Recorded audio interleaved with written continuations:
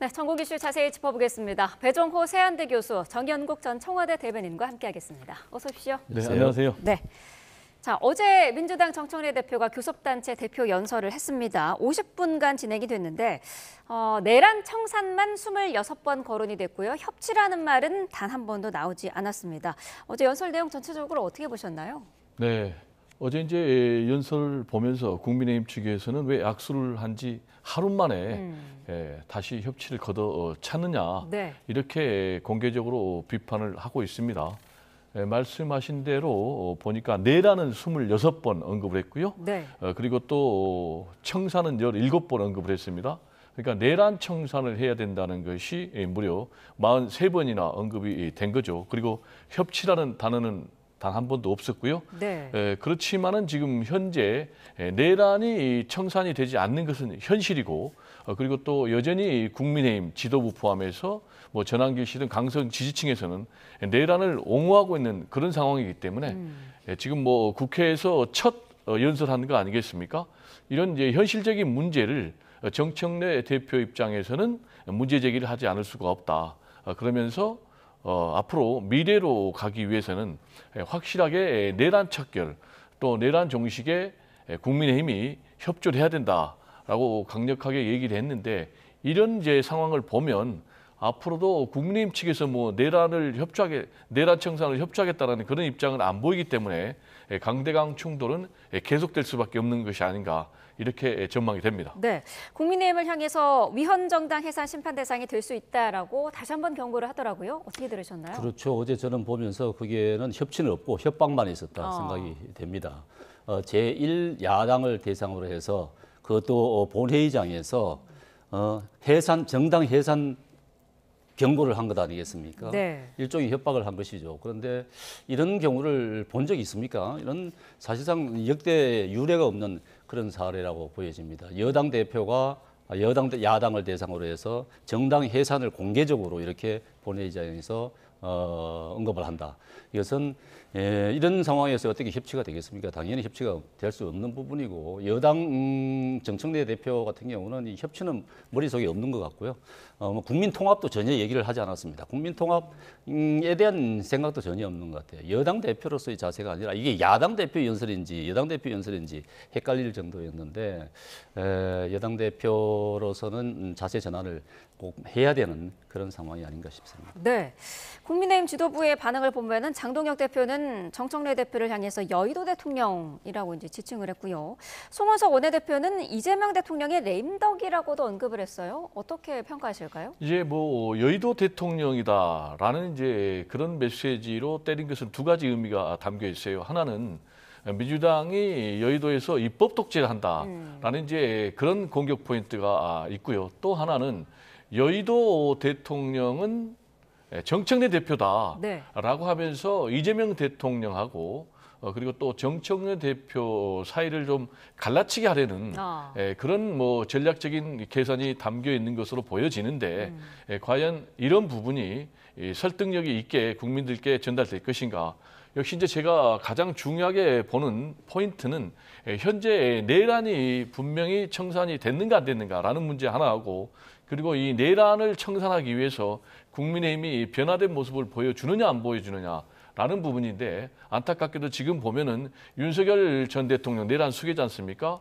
이것과 관련해서 이제 재판이 계속 질질질 지연되고 있는 그런 상황이기 때문에 구속 기간이 만료되면 풀려날 수가 있다라는 이제 그런 국민적인 우려가 있는 것이 사실이고, 한덕수 전 국무총리 등과 관련해서 분명히 증거가 차고 넘침에도 불구하고 지금 구속영장 청구가 기각이 됐지 않습니까? 그래서 이런 사법 시스템에 대한 불신, 우려가 있는 것이 사실이기 때문에 저는 이번 기회에 확실하게 좀 국민의힘 지도부도 전향적으로 달라진 모습을 좀 보여줄 필요가 있다. 그 부분이 내란과는 확실하게 절연을 하고 국민들에게 이 부분에 대해서는 잘못됐습니다 라면서 협치의 시동을 거는 것이 맞다라는 말씀을 드리고, 네. 내란 세력을 청산하는 것, 내란을 종식하는 문제는 이거는 여야의 뭐 따로 문제가 아니고 보수와 진보의 문제가 아니다. 그리고 협치와 민생을 시동을 걸기 위해서는 어쨌든 간에 정치가 정상화돼야 되는데,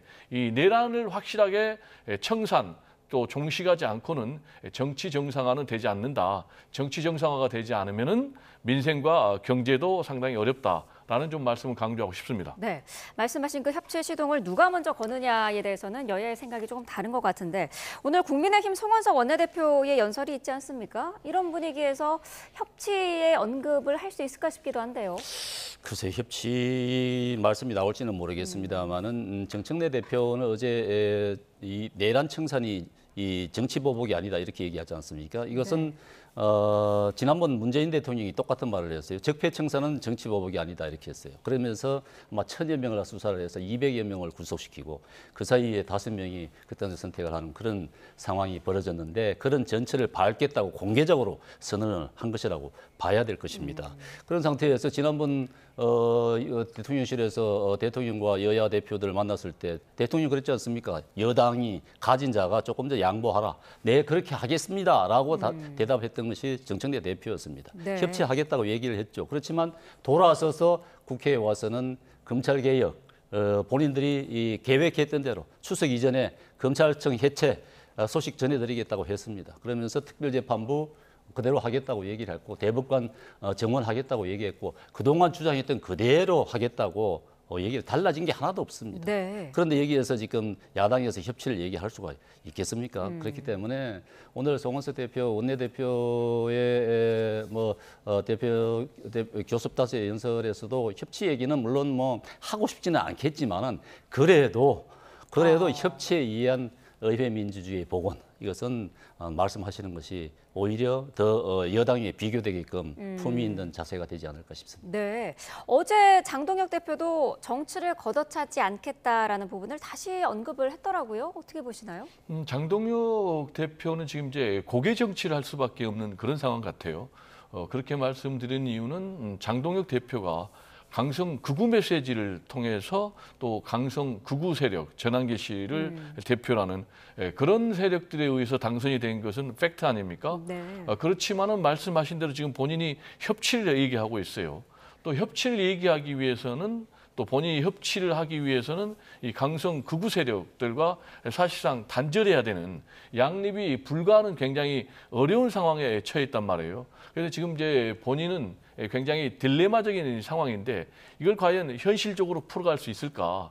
저는 아무리 생각해봐도 지금의 국민들이 요구하고 있는 국민의 명령, 시대적 과제는 내란을 청산하는 것이다, 극복하는 것이다. 그러면 내란을 청산하고 극복하려면 어떻게 해야 되겠습니까? 첫 번째, 윤석열 전 대통령 그리고 내란 세력들과 확실하게 선긋기를 해야 된다. 그렇지만 계속해서 윤석열 어게인을 외치고 있기 때문에 여기서 이제 충돌하는 그런 부분이 있고 두 번째로는 이 부분에 대해서 확실하게 국민들께 사과 그리고 자기 반성이 있어야 되는데 이 부분도 아직 이제 나오지가 않고 있는 그런 상황. 그리고 세 번째로는 확실하게 진상 규명을 해야 됩니다. 그러기 위해서는 이제 특검 수사에 협조를 해야 되는데 사실상 특검 수사에 방해를 하고 있는 그런 상황. 그리고 네 번째로는 책임자를 확실하게 처벌해야 됩니다. 근데 이제 책임자 처벌에 대해서도 사실상 방해하고 있는 그런 상황. 마지막으로는 이제 이 내란 이런 부분이 다시는 일어나서는 안 되는 것 아니겠습니까? 그래서 어떻게 하면 이 내란 재발을 방지할 수 있는 것인지 법적으로 제도적으로 그래서 이 부분에 대해서 장동혁 대표도 참여를 해줘야 되는데 그래야 미래로 갈 수가 있고 협치가 될 수 있고 정치가 정상화될 수 있는데 현실적으로 지금 타이밍에서는 가능하겠는가? 설령 본인이 태도 변화를 하더라도 상당 부분 과도기적인 좀 시간이 필요하기 때문에 당분간은 이런 좀 어정쩡한 그런 상황 그리고 메시지가 서로 충돌하는 그런 메시지가 나오지 않을까 이렇게 전망이 됩니다. 네, 자 논란이 되고 있는 이른바 더 센 특검법은 이번 주에 본회의에 상정이 될 것 같은데 국민의힘 법사위원들이 효력정지 가처분 신청을 냈더라고요. 그게 그럴 수밖에 없는 게 말이죠. 두 가지 이유가 있습니다. 첫 번째로 보면은 이제 이 특검법 개정안을 보면은 네. 그러니까 계속 수사를 할 수 있게 돼 있는 거예요. 그러니까 특검이 수사 기간이 끝난다 하더라도 그 미진한 부분에 대해서는 경찰의 국가수사본부에 워낙 중수청이 국가부 해서 여러 가지 용어들이 많아서 네. 헷갈리는데 국가서에 넘긴다는 겁니다. 그럼 경찰이 수사를 하는 것 아니겠습니까? 그럼 특검법의 취지가 훼손되는 것이겠죠. 검찰이 특검이라고 하는 특별검사를 임명해서 수사를 하는 그 취지가 있는 것 아니겠습니까? 그런데 이것을 검찰에 넘겨서 수사를 계속하게 한다. 이것은 권한쟁의의 심판의 대상이 될 수 있다고 봅니다. 권한이 과연 그만한 수사할 수 있는 권한이 있느냐 없느냐 하는 부분에 대한 논란이 있을 수 있는 것 아니겠습니까? 그 부분 하나 하고 네. 또 하나는 절차상의 문제죠. 이 특검을 만들 때 안건 조정위로 넘겼지 않습니까? 안건 조정위는 최대한 3개월까지도 토의를 할 수 있습니다. 그만큼 충분한 수기를 거쳐서 법안을 마련하라는 의미가 아니겠습니까? 그런데도 불구하고 안건 조정위에 형식적으로 넘겨가지고 2시간 만에 되돌아오게 만들어서 처리를 한 겁니다. 그 과정에서 또 야당의 나경원 의원의 간사 임명 안 해주고 있는 것 아니겠습니까? 일부러 안 해주고 있는 것이죠. 그런 과정들은 절차상의 문제가 있다고 봐야 되는 것입니다. 그렇게 해서 권한쟁의 심판을 비롯해서 두 가지를 신청을 했는데 네. 이 부분은 아마도 제가 볼 때는 헌재에서 받아들여질 가능성도 저는 있다고 보여집니다. 그래서 만약에 받아들인다 그러면은 이게 민주당의 이 검찰 개혁에 있어서는 그 과정에 있어서 상당한 문제점이 도출이 돼서 차질을 빚지 않을까 하는 예상을 해볼 수가 있겠습니다. 네, 오늘 이 여야 원내 지도부가 만나서 3대 특검법에 대해서 의견 조율을 하기로 했어요. 어제는 성과가 없었는데 양당이 합의를 이룰 수 있는 부분이 있을까요?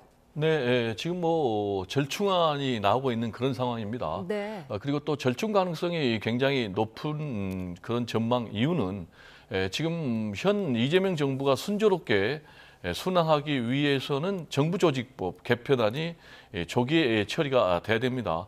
그런데 지금 이제 금융감독위 같은 경우는 현실적으로 그 상임위에 지금 수장이 국민의힘이 맡고 있기 때문에 국민의힘의 협조가 필요한 상황이다. 그래서 지금 뭐 일정 부분 이 특검법과 관련해서 절충안을 나오고 있는데 세 가지를 얘기를 했지 않습니까? 첫 번째로 이제 1심 재판 중개 의무화 네. 이 부분을 좀 양보할 수 있다라는 그런 부분. 그리고 군 검찰을 넘겨가지고 거기서 특검이 지휘하는 감독 이 부분을 양보할 수 있다.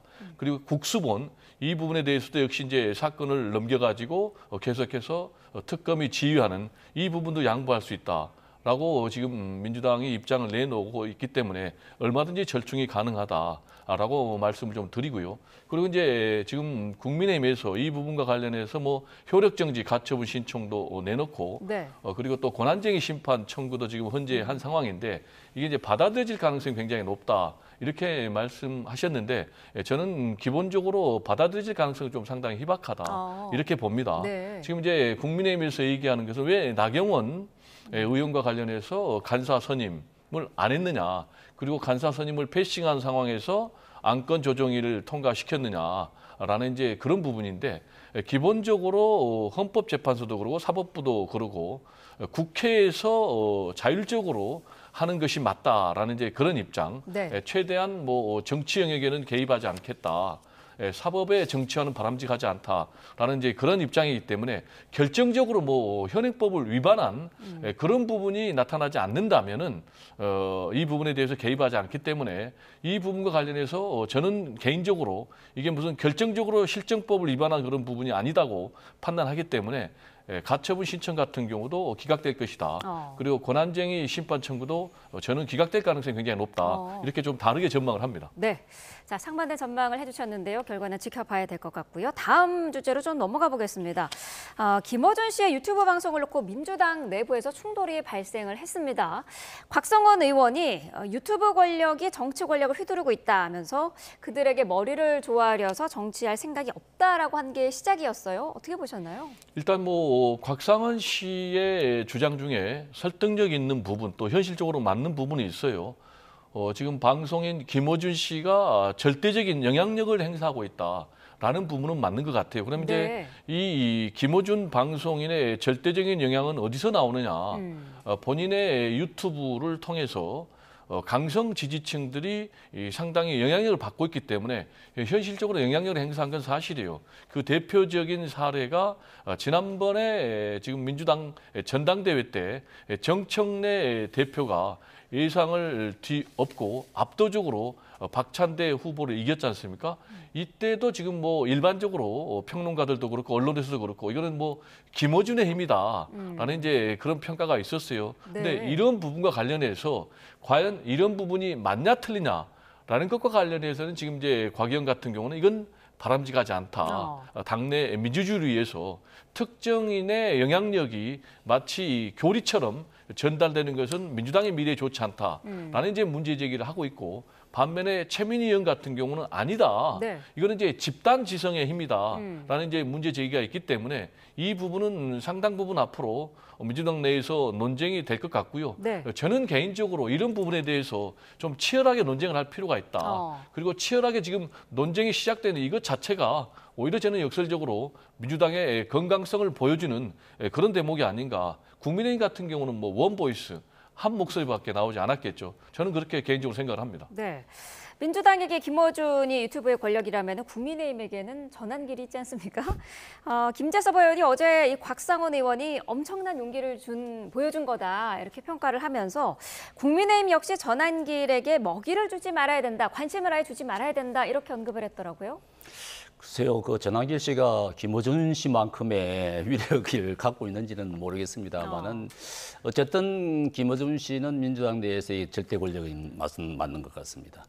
그만큼 이제 민주당 의원들이 100명이 넘는 의원들이 그 방송에 출연하고 목을 출연하겠다고 목을 맨다고 하는 것 아니겠습니까? 거기에 뭐 예전에도 그런 말이 있었죠. 거기 출연해야 공천을 받고 출연하지 못하면 공천 못 받는다 이런 얘기도 있었는데, 김어준 씨의 권력을 상징하는 한 장면이 저는 떠오르는데, 그 콘서트장 있죠. 콘서트장 실내체육관에서 그 실내체육관 그 많은 사람들 모였는데 그 한가운데 본인은 다리 꼬고 딱 앉아가지고 있는 모습이 있지 않습니까?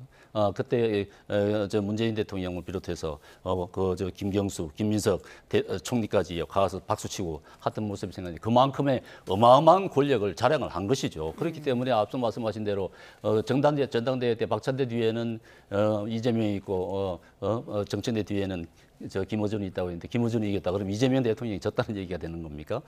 참 민주당 내에서 이 권력 구도라는 것이 굉장히 복잡해 보이기는 한데, 어쨌든 이 대통령실에서도 김어준의 저 유튜브의 직원을 출입 기자로 받아줬다는 것 아니겠습니까? 언론으로 본다는 얘기죠. 그런데 지금 민주당에서 추진하고 있는 가운데에서 가짜 뉴스에 대한 징벌법, 가짜뉴스에 징벌법을 강화한다는 것인데, 그런다 거기에는 또 유튜브는 뺀다는 겁니다. 유튜브를 왜 빼느냐? 김어준 씨를 의식해서 그런 것이 아니라는 비판이 나오고 있습니다.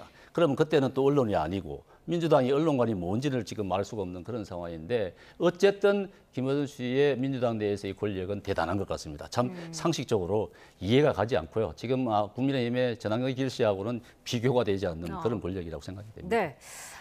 조국 혁신당 이야기도 짧게 짚어봐야 될 것 같은데, 내일 이제 비대위원장을 선출하는데 조국 원장을 단수 추천하기로 했더라고요.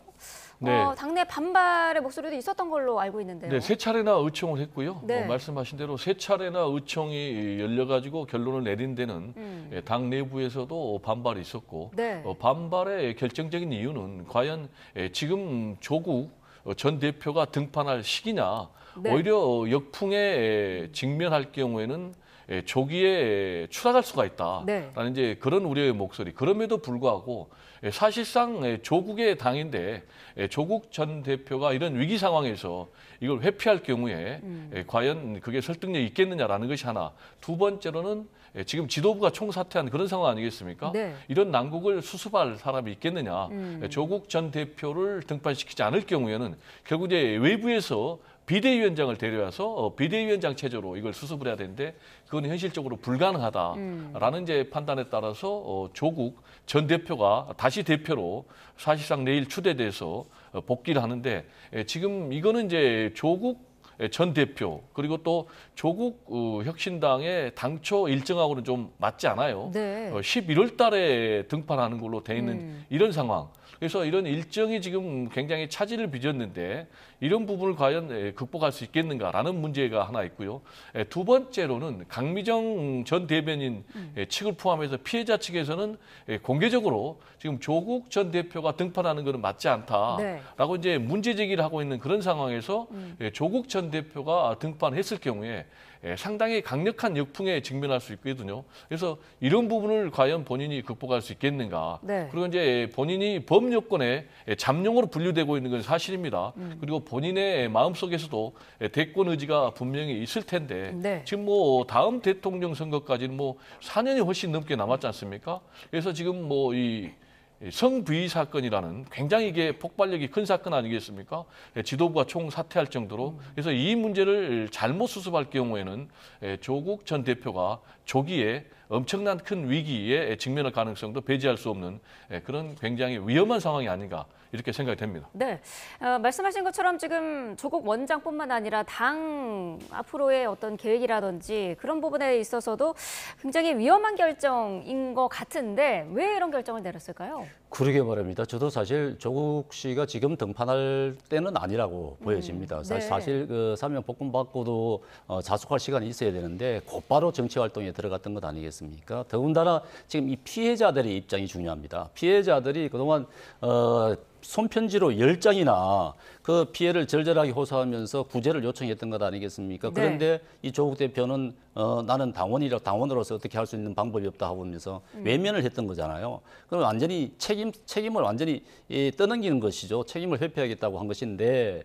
이런 분이 이제 사면복권하고 나와서 바로 또 피해자를 만난 것도 아닙니다. 네. 그 지방을 돈다고 그러면서 정치 활동을 했던 것 아니겠습니까? 그러니까 정치 지도자로서 자세가 안 돼 있던 것이죠. 먼저 피해자를 만나서 얘기를 듣고 뭘 원하는지 어떻게 처리했으면 좋겠냐고 상의를 해야 되는 것 아니겠습니까? 그런 과정이 전혀 없었어요. 그러다가 느닷없이 집단 지도부 사퇴를 해버리는데 그러니까 피해자 입장에서는 뭐가 되겠습니까? 그러니까 피해자가 오히려 더 폭력이다 이거는 그렇게 네. 표현을 하고 있는 것 아니겠습니까? 그렇게 느껴질 것 같아요. 그러니까 지금 조국 혁신당에서 처리하는 과정이 정말 순조롭지 못하다. 더군다나 조국 혁신당은 원내 의원들의 과반수가 여성들입니다. 여성들이 지금 이런 일을 두고도 아무 목소리를 내지 않고 눈치만 본다.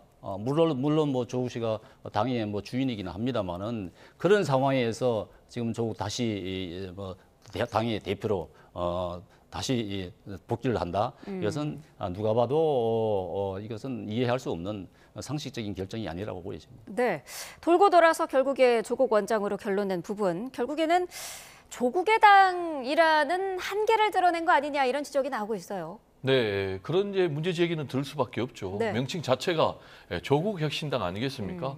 그래서 조국의 이름을 걸고 또 성공을 했기 때문에 사실상 뭐 지금 뭐 우리 대변인께서도 얘기했지만 조국이 주인인 당 아니냐라는 이제 그런 뭐 지적도 뭐 외면할 수는 없는 그런 상황. 그럼에도 불구하고 지금 조국 전 대표가 당초 개인의 여러 가지 스케줄을 다 외면하면서 조기에 등판하는 위험을 감수할 수밖에 없는 그런 상황은 지금 조국 외에는 수습할 수 없다라는 이제 그런 위기 상황이 아닌가 이렇게 생각이 되고 네. 또 역설적으로 지금 얘기했지만 조국 1인에게 너무나 좀 의지하고 있는 그런 이제 조국 혁신당의 또 한 단면을 보여주고 있는 그런 대목이 아닌가 이렇게 생각이 됩니다. 네, 알겠습니다. 여기까지 듣겠습니다. 배종호 세한대 교수, 정연국 전 청와대 대변인과 함께했습니다. 고맙습니다. 네, 감사합니다.